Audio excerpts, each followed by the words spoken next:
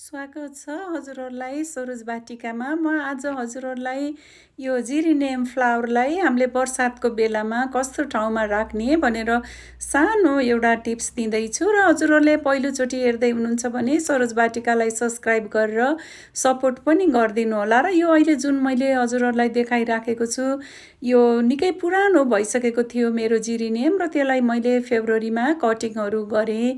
किनभने यस्तो भइसकेपछि राम्रोसँग फ्लावरिङ हुँदैन र यसरी कटिङहरू लगाएको थिएँ मैले। र जहिले पनि यो जेरिनियमको कटिङ हाम्रो यो काठमाडौँ एरिया पहाडी एरियाहरूमा फेब्रुअरीमा एकदमै राम्रोसँग सक्सेस पनि हुन्छ। र यस्तो तरिकाले मैले लगाएको थिएँ। हुन त कटिङहरू सबै सक्सेस हुँदैन, र जुन सक्सेस भएको थियो र अहिले मैले हजुरहरूलाई यस्तो अवस्थामा छ र फेरि फुल्न पनि सुरु भइसकेको छ। र यो बर्सातको टाइममा जेरिनियम प्लान्ट्सलाई फ्लावर्सलाई एकदमै धेरै फङ्गसहरू लाग्ने, कुहिएर जाने त्यस्तो हुन्छ। र हामीले यसको लागि अलिकति उपयुक्त ठाउँमा राख्नुपर्ने हुन्छ।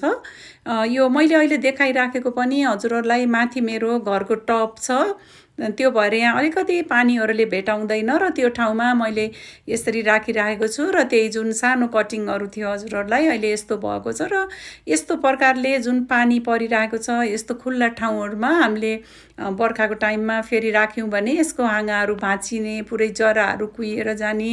किनभने जेरिनियम फुलले त्यति साह्रो यस्तो पानीहरूलाई सहन सक्दैन र फङ्गसहरू लाग्छ।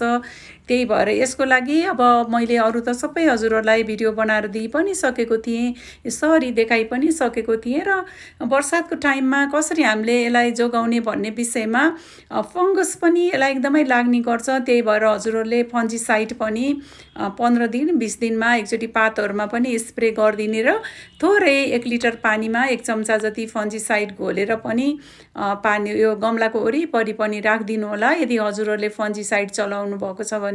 र मैले चाहिँ फन्जिसाइड चलाएको छैन हजुर, निमको पिना राखेर र यस्तै सुरक्षित तरिकाले राखेर नै यिनीहरूलाई बचाइराखेको छु। र केही यहाँ अलमन्डा फुलहरू पनि फुलिराखेको छ। र एक थरीलाई मैले बरन्डामा त्यसरी अब टपको मुनि राखेको छु, अनि अर्को थरी यहाँ मेरो एउटा अगाडिपट्टि बरन्डा जस्तो छ, र यो केही गुलाबको फुलहरू छ। त्यसको पछाडि मेरो यो सक्लेन्ट राख्ने ठाउँमा फेरि मैले यिनीहरूलाई राखेको छु। र पातहरू कुहिन लागेको छ, पहेँलो भएको छ भने पनि हामीले बर्सातमा यिनीहरूलाई त्यो पातहरू पनि टिपिदिनु पर्छ। त्यही हजुर लगाएको घरकै कटिङहरू हजुरहरू फुल्न सुरु भइसकेको छ। हजुर अहिले राम्रोसँग फ्लावरिङ भइराखेको छ। त्यो रानी पिङ्क थियो, अब यो सेतो रङमा पनि यिनीहरू भर्खरै सानो छ, अस्ति फेब्रुअरीकै हो। यो चाहिँ मेरो रातो अलिक 4 सालकै पुरानो हो। र बर्सातको टाइममा अब हामीहरूले यसरी नै अब सुरक्षित राख्ने, कहीँ पानी पर्ने ठाउँ छ र हाम्रो यस्तो सुविधा पनि छैन भने जस्तो आफूसँग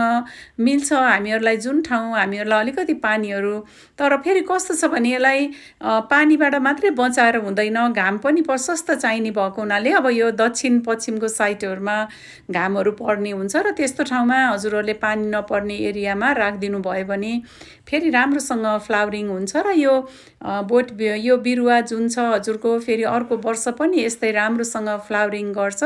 र इफ इन केस त्यस्तो कुहिन थाल्यो भने हजुरहरूले फन्जिसाइड चलाउनु होला।